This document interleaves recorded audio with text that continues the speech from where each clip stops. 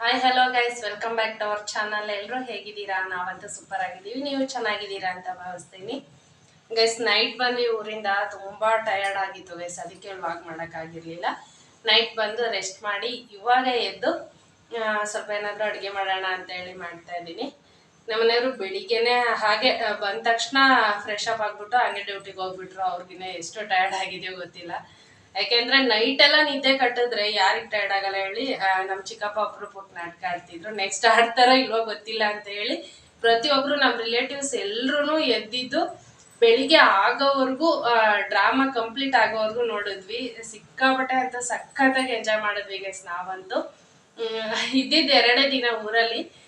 ತುಂಬಾ ಮೆಮೊರಿಯಾಗಿ ಉಳ್ಕೊಳ್ಳೋ ಹತ್ತರ ಎಲ್ಲರೂ ರಿಲೇಟಿವ್ಸ್ ಎಲ್ಲ ಸೇರಿದ್ವಲ್ಲ, ಹಾಗಾಗಿ ಸಖತ್ ಎಂಜಾಯ್ ಮಾಡಿದ್ವಿ.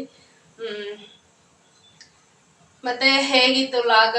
2 ವಿಡಿಯೋನು ಅಪ್ಲೋಡ್ ಮಾಡಿದ್ದೀನಲ್ವಾ, ಅದ್ರಲ್ಲಿ ಯಾವುದು ಇಷ್ಟ ಆಗುತ್ತೆ ನಿಮಗೆ, ಹೇಗಿದೆ ಅಂತ ಹೇಳಿ ಕಮೆಂಟ್ ಮಾಡಿ ಗೈಸ್. ಯಾವ್ದು ಚೆನ್ನಾಗಿದೆ ಅಂತ ಹೇಳಿ. ನನಗಂತೂ 2 ಇಷ್ಟ ಆಯ್ತು. 2ರಲ್ಲೂ ಸಿಕ್ಕಾಪಟ್ಟೆ ಫನ್ ಇದೆ. ಕಾಮಿಡಿ ಮಾಡ್ಕೊಂಡು ಎಂಜಾಯ್ ಮಾಡ್ತಾ ಇದೀವಿ. ಇಲ್ಲಿಗೆ ಬಂದ್ರೆ ಆ ತರ ವ್ಲಾಗ್ ಎಲ್ಲ ಸಿಗಲ್ಲ. ಅವರಿಗೆಲ್ಲ ಲೀವ್ ಸಿಗ್ಬೇಕಲ್ಲ, ಅವ್ರಿಗೆ ರಜೆ ಸಿಕ್ಕಿದಾಗ ಬರ್ತಾರೆ. ಅವಾಗ ಆ ತರ ಕಂಟೆಂಟ್ ಮಾಡೋದಕ್ಕೆ ಟ್ರೈ ಮಾಡ್ತೀನಿ. ಯಾಕೆಂದ್ರೆ ಊರಲ್ಲಿ ಇರೋ ಮಜಾನೇ ಬೇರೆ, ಇಲ್ಲಿಗೆ ಬಂದು ಇಲ್ಲಿ ಮಾಡೋದೇ ಬೇರೆ. ಬಟ್ ಇಲ್ಲೂ ಮಾಡ್ಬೋದು, ಬಟ್ ಅಷ್ಟೆಲ್ಲ ಗಲಾಟೆ ಮಾಡಲ್ಲ. ಇಲ್ಲಿ ಸೈಲೆಂಟ್ ಆಗಿ ಇರ್ತಾರೆ ಸ್ವಲ್ಪ. ಯಾಕೆಂದ್ರೆ ಅಕ್ಕಪಕ್ಕ ಮನೆ ಇರ್ತಾವಲ್ಲ, ಡಿಸ್ಟರ್ಬ್ ಆಗುತ್ತೆ ಅಂತ ಹೇಳಿ. ಊರಲ್ಲಾದ್ರೆ ಯಾವ್ದು ಇರಲ್ಲ, ಸಿಂಗಲ್ ಮನೆ. ಎಷ್ಟೇ ಗಲಾಟೆ ಮಾಡಿದ್ರು ಯಾರು ಏನೋ ಕೇಳಲ್ಲ. ಅಲ್ಲೇ ಬೇರೆ ಇಲ್ಲೇ ಬೇರೆ. ಅದ್ರಲ್ಲಿ ಯಾವ್ದು ಚೆನ್ನಾಗಿತ್ತು ಅಂತ ಹೇಳಿ ಕಮೆಂಟ್ ಮಾಡಿ ಗೈಸ್. ನಿಮ್ಗೆ ಯಾವ್ದು ವಿಡಿಯೋ ಇಷ್ಟ ಆಯ್ತು ಅಂತ ಹೇಳಿ. ಹಾಗೆ ನಮ್ಮ ಚಿಕ್ಕಪ್ಪ ನಾಟಕ ಆಡಿರೋದು ಅಲ್ಲೇದಲ್ಲೇ ಕ್ಲಿಪ್ ಹಾಕಿದ್ದೆ ಅಲ್ವಾ, ಆ ಕ್ಲಿಪ್ಸ್ ಅಲ್ಲಿ ನಿಮ್ಗೆ ಯಾವ್ದು ಇಷ್ಟ ಆಯ್ತು, ಅವ್ರು ಚೆನ್ನಾಗಿ ಆಡಿದ್ರೆ ಇಲ್ಲ ಅಂತ ಹೇಳಿ ಕಮೆಂಟ್ ಮಾಡಿ. ಇವತ್ತು ಈಗ ಬಂದು ಬೆಂಡೆಕಾಯಿ ಸಾಂಬಾರು ಮಾಡಿದ್ದೀನಿ. ಮುದ್ದೆ ತರ ಮಾಡ್ಬಿಟ್ಟು ಚಪಾತಿ ಮಾಡೋಣ ಅಂತ ಹೇಳಿ, ಚಪಾತಿ ಅಲ್ಲ ರೊಟ್ಟಿ ಮಾಡೋಣ ಅಂತ ಹೇಳಿ, ರಾಗಿ ರೊಟ್ಟಿ. ಯಾವಾಗ್ಲೂ ಹಸಿದನೆ ಕಲಸ್ಬಿಟ್ಟು ಈರುಳ್ಳಿ ಆಮೇಲೆ ಕಡಲೆ ಬೀಜ ಎಲ್ಲ ಹಾಕಿ ಮಾಡ್ತಿದ್ದೆ ಅಲ್ವಾ. ಈ ಸಲ ಆ ತರ ಬೇಡ, ಕುದೇ ಒಯ್ದ್ಬಿಟ್ಟು ಅಂದ್ರೆ ನೀರ್ ಕಾಯಿಸ್ಬಿಟ್ಟು ಹಸಿಟ್ ಅದ್ರೆಲ್ಲ ಹಾಕ್ಬಿಟ್ಟು ಮಿದ್ದು ಮಾಡೋಣ ಅಂತ ಹೇಳಿ ಟ್ರೈ ಮಾಡ್ತಾ ಇದ್ದೀನಿ. ಬನ್ನಿ ಗೈಸ್, ಯಾವ ತರ ಇರುತ್ತೆ ಅಂತ ಹೇಳಿ ನೋಡೋಣ. ನಿಮ್ಗೂ ತೋರಿಸ್ತೀನಿ ಯಾವ ತರ ಮಾಡ್ತೀನಿ ಅಂತ.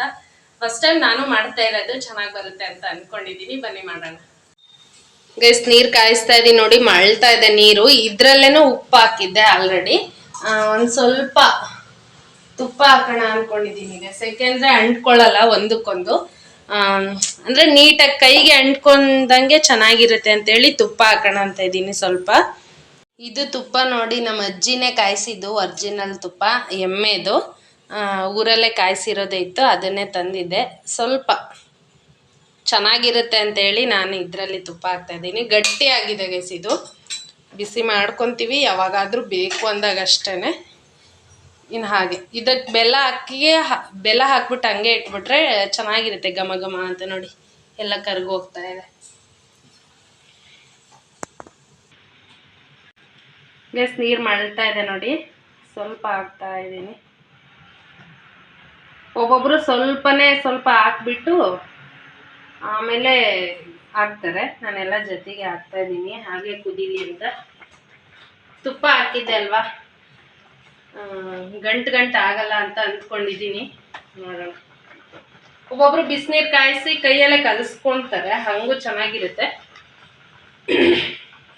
ಇದು ಯಾವ ಥರ ಬರುತ್ತೆ ಅಂತ ನೋಡ್ಬೇಕು. ಫಸ್ಟ್ ಟೈಮ್ ಮಾಡ್ತಾ ಇರೋದು ಈ ಸ್ಟೈಲಲ್ಲಿ. ನೀವು ಯಾರಾದರೂ ಮುಂಚೆನೇ ಈ ಥರ ಮಾಡಿದರೆ ಕಮೆಂಟ್ ಮಾಡಿ ಗೈಸ್. ಹಾಗೆ ಯಾವ ಥರ ಮಾಡೋದು ಅಂತ ಹೇಳ್ಬಿಟ್ಟು ಕಮೆಂಟ್ ಮಾಡಿ. ಒಂದು ಸ್ವಲ್ಪ ಇಂಗ್ರೀಡಿಯೆಂಟ್ಸ್ ಎಲ್ಲ ಏನೇನು ಹಾಕಿದ್ರಿ ಅಂತಲೂ ಹೇಳಿ ನೋಡೋಣ. ನಾನು ಟ್ರೈ ಮಾಡ್ತೀನಿ. ನಿಮ್ಮಲ್ಲಿ ಯಾರು ಕಮೆಂಟ್ ಮಾಡಿರ್ತೀರೋ ಅವ್ರ ಹೆಸ್ರು ಹೇಳ್ಬಿಟ್ಟೆ ನಾನು ರೆಸಿಪಿ ಟ್ರೈ ಮಾಡ್ತೀನಿ. ಇವರೇ ಕಮೆಂಟ್ ಮಾಡಿದ್ರು ಈ ಥರ ಅಂತ ಹೇಳಿ. ನೀವೆಲ್ಲ ಯಾವ ಥರ ರಾಗಿ ರೊಟ್ಟಿ ಮಾಡ್ತೀರಾ ಅಂತ ಹೇಳಿ ವಿತ್ ಇಂಗ್ರೀಡಿಯೆಂಟ್ಸ್ ಕಮೆಂಟ್ ಮಾಡಿ ಗೈಸ್. ನಾನು ಟ್ರೈ ಮಾಡ್ತೀನಿ. ನನಗೆ ನಿಜವಾಗ್ಲೂ ಗೊತ್ತಿಲ್ಲ, ತುಂಬ ರೆಸಿಪೀಸ್ ಮಾಡೋವಿದ್ದಾವೆ, ಬಟ್ ನನಗೆ ಅಷ್ಟು ರೆಸಿಪಿ ಬರೋದಿಲ್ಲ, ಅದಕ್ಕೋಸ್ಕರ ಮಾಡಿಲ್ಲ. ನೀವು ಕಮೆಂಟ್ ಮಾಡಿ ಇದನ್ನು ಮಾಡಿ ಅದನ್ನು ಮಾಡಿ ಅಂತ. ನಾನು ಖಂಡಿತ ರೆಸಿಪೀಸ್ ಎಲ್ಲ ನಿಮಗೆ ಲೈವಲ್ಲೇ ಮಾಡಿ ತೋರಿಸ್ತೀನಿ ನೋಡಿ. ಸ್ವಲ್ಪ ಕುದೀಲಿ ಅಂತ ಹಂಗೆ ಬಿಟ್ಟಿದ್ದೀನಿ.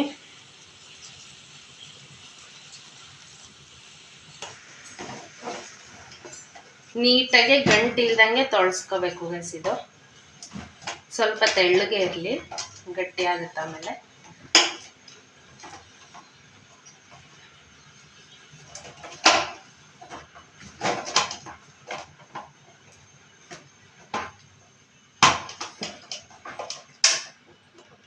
ಸ್ಟವ್ ಆಫ್ ಮಾಡಿದ್ದೀನಿ. ಕೆಳಗಡೆ ಇಳಿಸ್ಕೊಂಡು ತೊಳಸ್ಕೊಂಡ್ರೆ ನೀಟಾಗಿ ಬರುತ್ತೆ ಗೈಸ್. ನೀಟಾಗೆ ಅದು ಮುದ್ದೆ ತರ ಎಲ್ಲ ಗಂಟಿಲ್ದಂಗೆ ತೊಳಸ್ಕೊಂಡಿದ್ದೀನಿ. ತೊಳಸ್ಕೊಂಡ್ಬಿಟ್ಟು ಹಂಚಿಗೆನೆ ಫಸ್ಟ್ ಹಂಚಿಗೆ ಹಾಕೋಣ ಅನ್ಕೊಂಡಿದೀನಿ ಎಷ್ಟು ಚೆನ್ನಾಗಿ ಬರುತ್ತೆ ಅಂತ. ಫಸ್ಟ್ ಆಯಿಲ್ ಹಾಕ್ತಾ ಇದ್ದೀನಿ ಹಂಚಿಗೆಲ್ಲಾನು.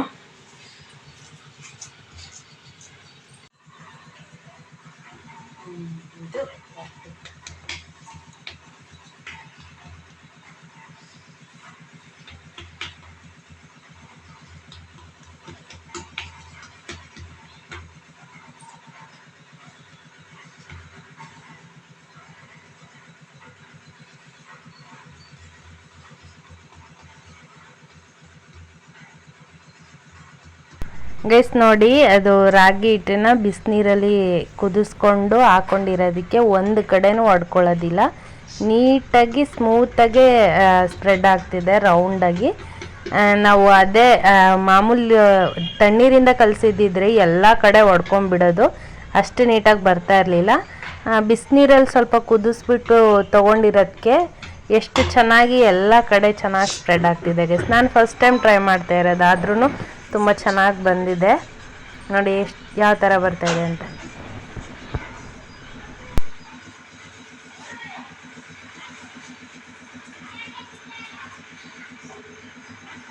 ಗೈಸ್ ಮೇಲ್ಗಡೆ ಭಾಗಕ್ಕೆ ನೀರು ಹಚ್ಕೊಳ್ಳಿ. ನಾನು ಇನ್ನೂ ಹಂಚು ತಣ್ಣಗಿದೆ ಅಂತ ಕೈಯಲ್ಲಿ ಹಚ್ತಾ ಇದ್ದೀನಿ. ನೀವು ಒಂದು ಬಟ್ಟೆ ಥರ ಕ್ಲಾತಲ್ಲಿ ಸ್ಪ್ರೆಡ್ ಮಾಡ್ಕೋಬೋದು. ನೆಕ್ಸ್ಟ್ ಟೈಮ್ ಹಚ್ಚುವಾಗ ನಾನು ಕ್ಲಾತಲ್ಲಿ ಹಚ್ಚೋದು, ಯಾಕಂದರೆ ಬಿಸಿ ಇರುತ್ತೆ ಹಂಚು. ಇವಾಗ ಸ್ವಲ್ಪ ತಣ್ಣಗಿದೆ ಅಂತೇಳಿ ಕೈಯಲ್ಲಿ ಹಚ್ತಾ ಇದ್ದೀನಿ. ಕೈಯಲ್ಲಿ ಹಚ್ಚಕ್ಕೆ ಹೋಗಬೇಡಿ, ಸುಡುತ್ತೆ.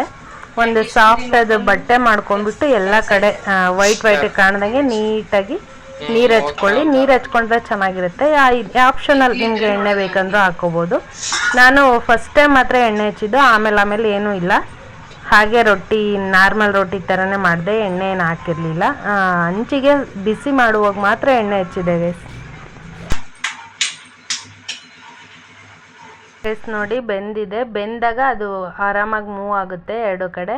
ನೋಡಿ ಎಷ್ಟು ಚೆನ್ನಾಗಿ ಉಬ್ಬುತ್ತಾ ಇದೆ, ಪೂರಿ ಥರ ಉಬ್ಬುತ್ತೆ ಗೈಸ್. ಸಾಫ್ಟಾಗೆ ಸ್ಪಾಂಜಿ ಥರ ಇರುತ್ತೆ.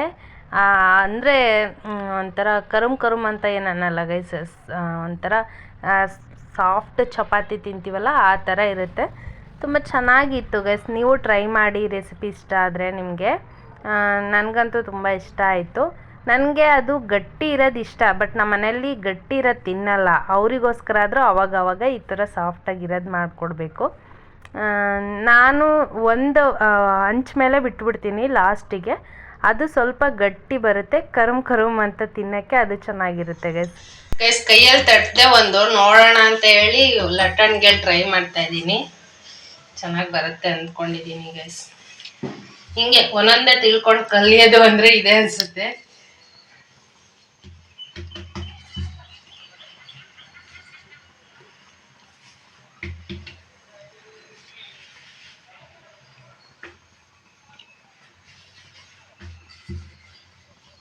ಹೊಡಿತಾ ಇಲ್ಲ, ಬರ್ತಾ ಇದೆ ಸದ್ಯಕ್ಕೆ. ಚಪಾತಿ ತರ ರಫ್ ಆಗಿ ಉಜ್ಜಬಾರ್ದು, ಸ್ಮೂತ್ ಆಗಿ ಉಜ್ಜಿದ್ರೆ ಬರುತ್ತೆ ಅಂದ್ಕೊಂಡಿದ್ದೀನಿ ನೋಡಿ.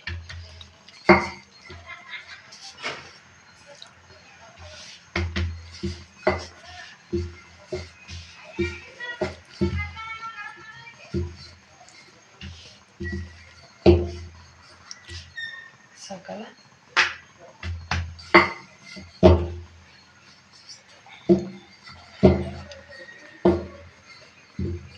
ಚಪಾತಿಲು ಮಾಡ್ಬೋದು ಗೈಸ್. ಸಾಫ್ಟಾಗಿ ಬರ್ತವೆ ರೊಟ್ಟಿ, ಗಟ್ಟಿ ಇರಲ್ಲ, ಒಂಥರ ಸ್ಪಾಂಜಿಯಾಗಿ ಸಾಫ್ಟ್ ಆಗಿದೆ ಗೈಸ್. ಸ್ವಲ್ಪ ಬೆಂಡೆಕಾಯಿ ಸಾಂಬಾರಿತ್ತು, ಅದ್ರ ಜೊತೆಗೆ ಎಣ್ಗಾಯಿ ಪಲ್ಯ ಥರ ಸಾಂಬಾರು ಥರ ಮಾಡೋಣ ಅಂದ್ಕೊಂಡಿದ್ದೀನಿ. ಅಂದರೆ ರೊಟ್ಟಿಗೂ ಆಗಬೇಕು, ರೈಸ್ಗೂ ಆಗಬೇಕು, ಪಲ್ಯನೂ ಹೌದು ಸಾಂಬಾರು ಹೌದು, ಹಾಗೆ ಮಾಡೋಣ ಅಂತೇಳಿ. ಇದನ್ನು ನಾರ್ಮಲ್ ಹುಳಿ ಸಾಂಬಾರು ಥರನೇ ಮಾಡ್ಬೋದು, ಆದರೆ ಸ್ವಲ್ಪ ಗಟ್ಟಿಗೆ ಮಾಡಬೇಕು.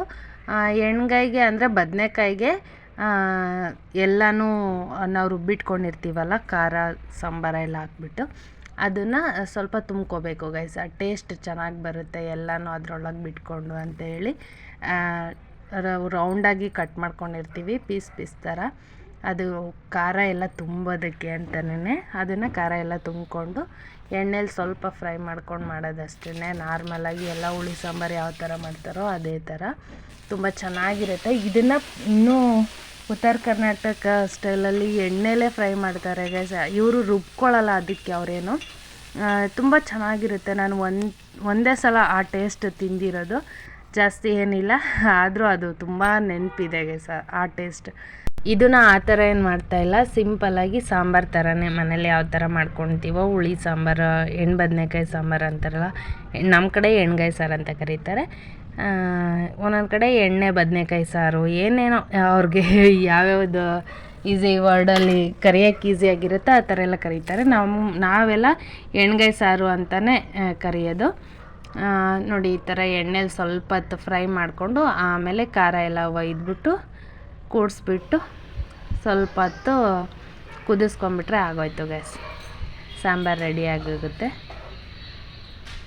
ಖಾರ ಎಲ್ಲ ಹಾಕ್ಬಿಟ್ಟು ಒಂದು 5 ನಿಮಿಷ ನಾವು ಚಿಕನ್ ಹೆಂಗೆ ಮಸಾಲೆ ಎಲ್ಲ ಹಚ್ಬಿಟ್ಟು ಒಂದು 5 ನಿಮಿಷ ಕುದಿಸ್ತೀವೋ ಹಾಗೆ ಕುದಿಸ್ಕೊಂಡ್ರೆ ಇನ್ನೂ ಚೆನ್ನಾಗಿ ಹತ್ತುತ್ತೆ ಗೈಸ್. ನಾನು ನೋಡಿ ರೈಸ್ಗೆ ಆಗೋ ಥರ ಸಾಂಬಾರು ಥರನೇ ಮಾಡ್ಕೊಂಡಿದ್ದೀನಿ ಗೈಸ್. ಇದು ನೆಕ್ಸ್ಟ್ ಡೇಗೆ ಕಂಟಿನ್ಯೂಷನ್ ಲಾಗ್ ಆಗಿರುತ್ತೆ. ನೋಡಿ ಬೆಳಿಗ್ಗೆ ಎಷ್ಟು ಪೀಸ್ ಆಗಿದೆ. ಇವಾಗ ಲೇಟಾಗಿ ಬೆಳಗಾಗುತ್ತಲ್ವ ಗೈಸ್ ವಾಕ್ ಬಂದಿದ್ದೀವಿ. ನಾವೇವಂತ ಫುಲ್ ಟಯರ್ಡು. ಅಲ್ಲಿ ಚೆನ್ನಾಗಿ ಕಾಣುತ್ತೆ ಗೈಸ್. ಅದು ಎಲೆ ಎಲ್ಲ ಉದ್ರೋಗ್ಬಿಟ್ಟು ಹೂವನೇ ಬಂದಿದ್ದಾವಲ್ಲ, ಚೆನ್ನಾಗಿದೆ ಒಂಥರ.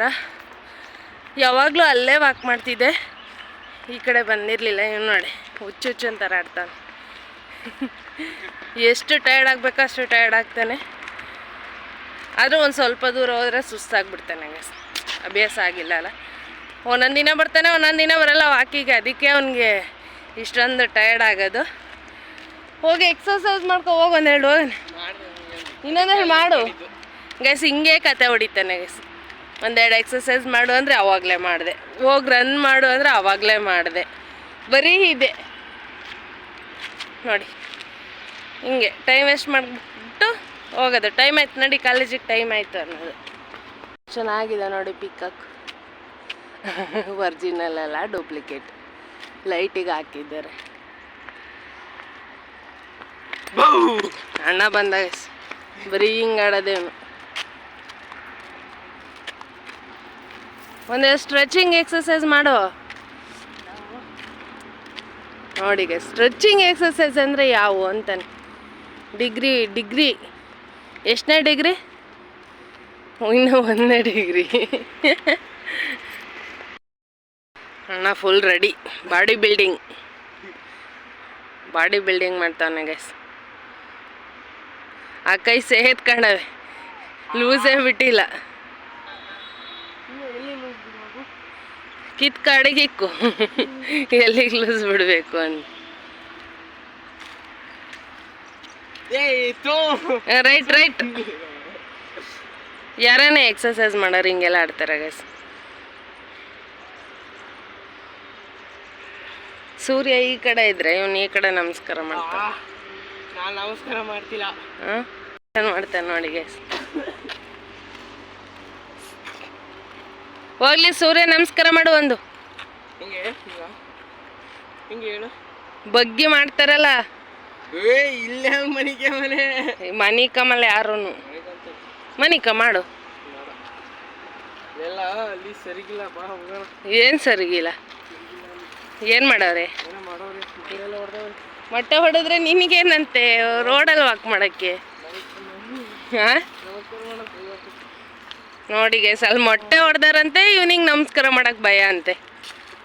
ಎಂತೆಂಥ ಕತೆ ಹೊಡಿತಾನೆ ಅಂದರೆ ಅಂಥವೆಲ್ಲ ನಂಬ್ತೀಯ ನೀನು? ಅವ್ರು ಹೊಡೆದ್ರೆ ನಿನಗೇನು ಪ್ರಾಬ್ಲಮ್? ಏನೇನು ಆಗುತ್ತಂತ ಭಯ ಅಂತೆ ಗೈಸ್. ಈ ಕಾಲದಲ್ಲೂ ಇಂಥ ಜನ ಎಲ್ಲಿ ಸಿಗ್ತಾರೆ ನಿಮಗೆ? ಹೊಡೀರಿ ಚಪ್ಪಾಳೆ.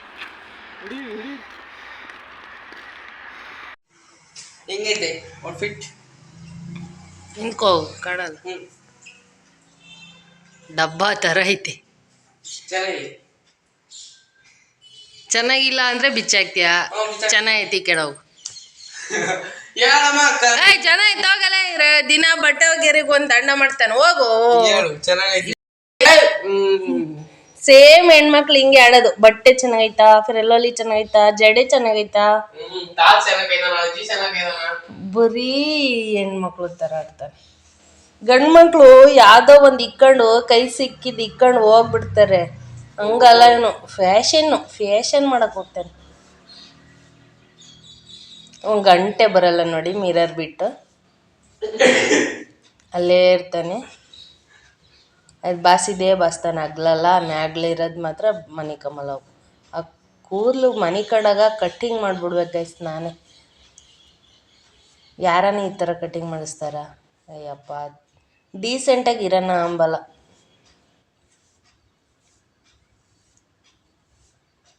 ನೋಡಿ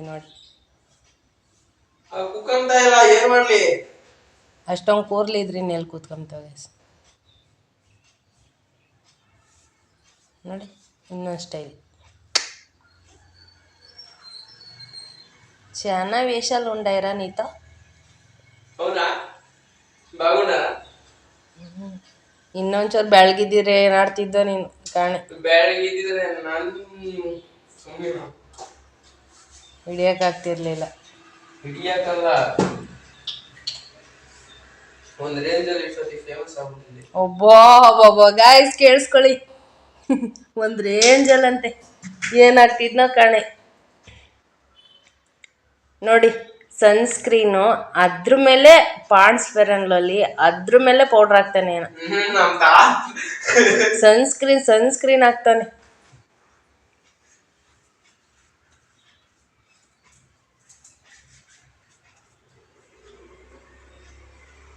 ನೋಡಿ ಹಚ್ಚಿದ್ದೆ ತಿಕ್ಕಿದ್ದೆ. ಆಫ್ ಮಾಡ್ತಾ? ನೋ ಮಾಡಲ್ಲ. ಆಫ್ ಮಾಡು. ಯಾಕೆ ಮಾಡಬೇಕು? ಆಫ್ ಮಾಡು ಅಂತ ಹೇಳ್ತೀಲ್ವಾ? ನೋಡಿ ಗೈಸ್, ಮತ್ತೆ ಬಾಚಿಂಗೆ ತಾಂಡ. ಅದು ಕ್ಲೀನ್ ಆಗಿ ಕುಕ್ಕಂಡಿಲ್ಲ, ಎತ್ತ ಇತ್ತ ಬತ್ತಾಯಿಲ್ಲ ಸುಮ್ಮನೆ. ಟೈಮ್ ನೋಡಿ ಹಂಗೆ ಅಲ್ಲೇ ಅವನು ರೆಡಿ ಆಗ್ತಿರೋದ್ರ ಮೇಲೆ ಐತೆ 8:30. ಕರೆಕ್ಟಾಗಿ 8:30 ಆಗುತ್ತೆ ಗೈಸ್. ಅದು ಯಾವಾಗ ಹೋಗ್ತಾನೋ? 8:30ನಾ 9:30ನಾ?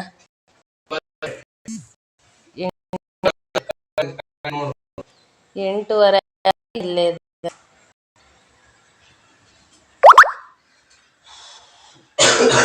ನೋಡಿ ಗೈಸ್, ಈಗ ಫೇರ್ ಆ್ಯಂಡ್ ಲವ್ಲಿ ಹತ್ತಾಗ ತಿರಿಕಣ್ ಹಾಕಂತ ಇದ್ದಾನೆ. ನೀವೆಲ್ಲ ನೋಡ್ತೀರಾ.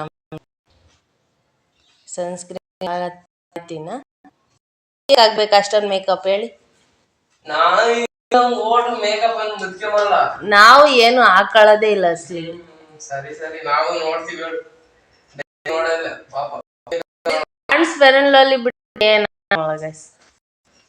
ಹೌದು, ಪೌಡರ್ ನಾನೇ ಪೌಡ್ರು ಎಲ್ಲ ಹೆಣ್ಮಕ್ಳು ಹಾಕಂತಾರ ಪೌಡ್ರು. ಯಾರು ಪೌಡ್ರ್ ಹಾಕಲ್ಲ ಕರಿ ಇವಾಗ?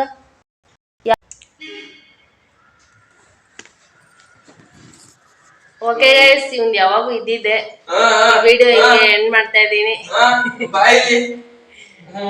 ಇನ್ನ 1 hour ಆದ್ರೂ ರೆಡಿ ಆಗಲ್ಲ. ಈ ವಿಡಿಯೋಲಿ ಎಂಡ್ ಮಾಡ್ತಾ ಇದ್ದೀನಿ. ಮತ್ತೆ ಹೊಸ ವಿಡಿಯೋದೊಂದಿಗೆ ಮತ್ತೆ ಸಿಗ್ತೀನಿ. ಅಲ್ಲಿವರೆಗೂ ಕೀಪ್ ವಾಚಿಂಗ್, ಟೇಕ್ ಕೇರ್, ಬಾಯ್ ಬಾಯ್, ಟಾಟಾ, ಗುಡ್ ಬೈ ಗಯಾ. ಹೆಂಗ್ ಆಡ್ತಾನೆ ನೋಡಿ ಗೈಸ್.